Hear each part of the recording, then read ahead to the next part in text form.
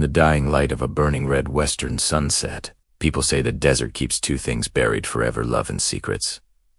But tonight, both were rising from the sand. She stood alone on the cracked earth, her hair whipping in the cold desert wind, her heart beat louder than the thunder rolling across the distant sky. Her name was Alara, a woman whose beauty carried scars deeper than any outlaw's bullet, and whose soul had been hunted for years. She had lost everything: her home, her freedom, and the only family she ever knew. And now she was running from a man feared across 5 counties, the ruthless land-baron Silas Thorne, who claimed her as property and swore to drag her back alive or dead. She thought she was alone, until she heard the slow, steady clop of a single horse approaching through the storm. The stranger rode with the confidence of a man who wasn't afraid to die, but carried the sadness of someone who already had. His name was Colt Maddox, a quiet cowboy known for fighting battles he never won and loving things he could never keep. His coat was torn from old fights, his hazel eyes sharp even in the fading light,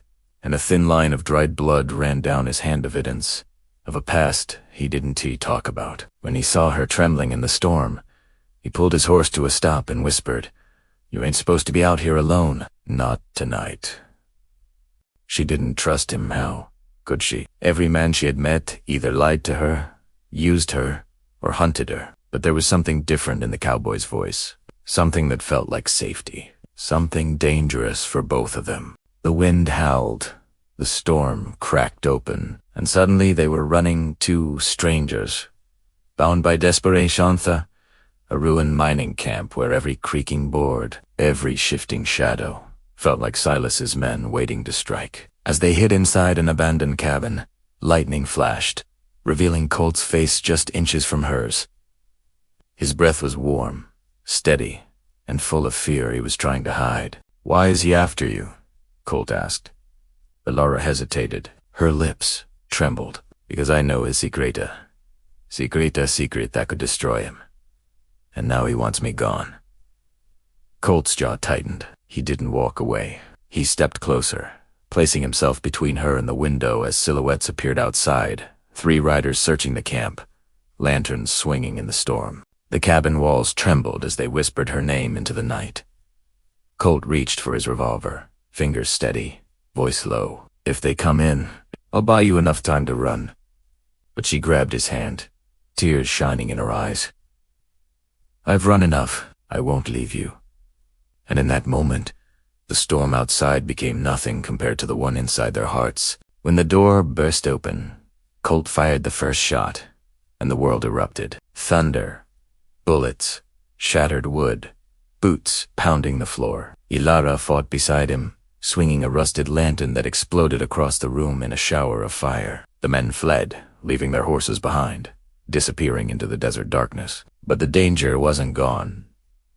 Silas himself was coming. The man who owned half the territory believed he owned a ladder too. Colt turned to her, dust swirling around them. "If we leave now, we might stay alive long enough to reach the border." She nodded, but the truth was heavier than the storm. "Colt, I haven't told you everything." He looked at her, breathing hard. "Tell me now." She swallowed. "Silas isn't after me because I know his secret. He's after us. You saved my brother years ago before Silas had him killed. You were the only witness." Colt froze. Memories flooded him. Blood. A boy. A promise he couldn't keep. His chest tightened. "I didn't know. He thinks killing you will erase the last truth left about him." Outside, a new thunder rolled. Silas's men returning. Colt took her hand firmly. "Then we stay alive. Together." They mounted the horse, racing into the storm, lightning splitting the sky as silhouettes chased them across the dunes. And somewhere in the chaos, 2 broken souls became one heartbeat, one destiny, one forbidden love fighting to stay alive in a world built to kill it. And as they vanished into the night, the desert whispered a truth older than time. Sometimes the most dangerous place to fall is in love.